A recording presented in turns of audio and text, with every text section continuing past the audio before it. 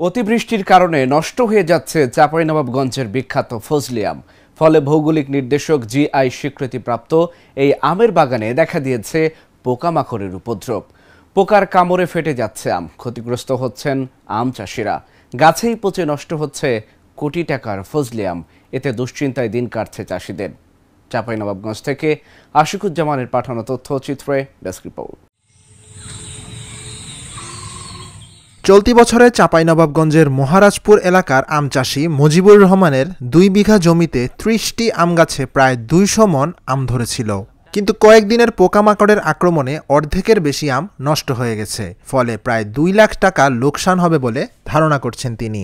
পোকাতে কাটার পর এতটা ক্ষতি হয়েছে যে ধারণার বাইরে।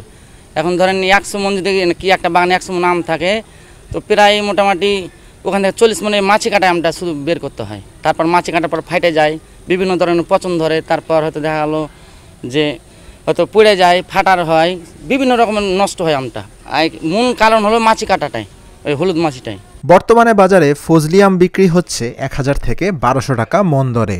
এ দামে আম বিক্রি করে উৎপাদন খরচ উঠছে না চাষিদের। অন্যদিকে পোকামাকড়ের উপদ্রবে গাছেই পচে নষ্ট হচ্ছে কোটি কোটি টাকার ফজলি আম। আম এত স্প্রে করার পরে স্প্রে করছি, তবু মনে করেন যে ওই যে পোকা, লাল পোকাটা উড়ে যা আমে মেরে দিছে, দিয়ে 2 দিন 1 দিন পর ওই আমটা ফেটে দিচ্ছে আর কি। 30 ক্যারেট আম পারলে 15 ক্যারেটে আপনার দেখছি যে আপনার ফাটা। কীভাবে ব্যবসাটা করবো? একটা মাছি আছে, ওই মাছিতে আমটা ফুঁড়ে দেওয়ার কারণে ওই আমের ভিতরে ডিম পেড়ে দেয় মাছিতে ফুঁড়ে, সেই জন্য আমটা ডিমটে আপনার ফুটে যায়, পোকা হয়ে যেয়ে আমটা পচে যায়। সেই জন্য আমটা অনেক নষ্ট হচ্ছে এবং পাইট পোছালিতে দিয়ে আপনার খরচা আম থেকে উঠছে না, অনেক লোকসান হচ্ছে আপনার। আমাদের 30% আম নষ্ট হয়ে যাচ্ছে, দিয়ে আমরা দাম পাচ্ছি না, আমাদের অনেক ঘাটতি হচ্ছে। পোকার আক্রমণে 30% বেশি আম নষ্ট হয়ে যায়। এসব আমের দাম প্রায় 100 কোটি টাকার বেশি বললেন এই ব্যবসায়ী। এই রেনি সিজনের সময় একটা ফ্রুট ফ্লাইয়ের আক্রমণ হয়। এই ফ্রুট ফ্লাইংয়ের পরে ফলে যেটা বিপুল পরিমাণ বা অনেক পরিমাণ যে আমটা নষ্ট হয়ে যায়, এর পরিমাণ প্রায় বলা যায় 30,000 টন।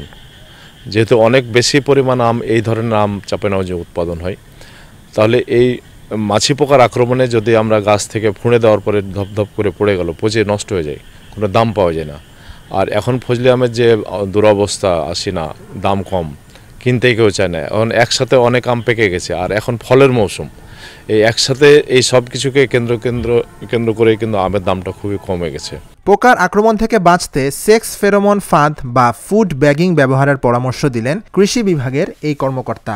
আমরা এই জন্য কৃষকদেরকে পরামর্শ দিয়ে থাকি যে ব্যাগিং করার জন্য। যদি ব্যাগিং করা থাকে তাহলে সেই আমে এই মাছি পোকার উপদ্রব কম হয়। একই সাথে এটাকে ফেরোমন ফাঁদ দ্বারাও এই পোকা দমন করা যায়। তবে নর্মাল যে আমরা যে অন্যান্য পোকামাকড়ের জন্য যে স্প্রে করে থাকি, সেই স্প্রে দিয়ে এই পোকাটা দমন করা খুবই কঠিন। এর জন্য ফেরোমন ফাঁদ এবং ব্যাগিং সবচেয়ে উত্তম পদ্ধতি। যে সমস্ত বাগানিরা এই ধরনের পদ্ধতি অবলম্বন করেছেন তাদের জন্য হয়তো সুবিধা। তবে এই জায়গায় আরেকটু বলি যে এই বছরে আমাদের জুন মাসে প্রচুর পরিমাণে বৃষ্টি হচ্ছে, প্রায় নিয়মিতই বৃষ্টি হচ্ছে। এই বৃষ্টি হওয়ার ফলে এই পোকার উপদ্রব কিছুটা বেড়ে যায়। তো সেই জন্য হয়তো কিছু কিছু যে সমস্ত বাগানে ফেরোমন ফাঁদ নাই কিংবা ব্যাগিং করা হয় নাই, সেই বাগানগুলোতে ফলের মাছি পোকার দ্বারা আম ক্ষতিগ্রস্ত। কৃষি বিভাগের তথ্যমতে চলতি মৌসুমে চাঁপাইনবাবগঞ্জের 37,000 হেক্টর জমিতে আমের বাগান রয়েছে। আম উৎপাদনের লক্ষ্যমাত্রা ধরা হয়েছে 3,86,000 ton. Dhaka journal news desk.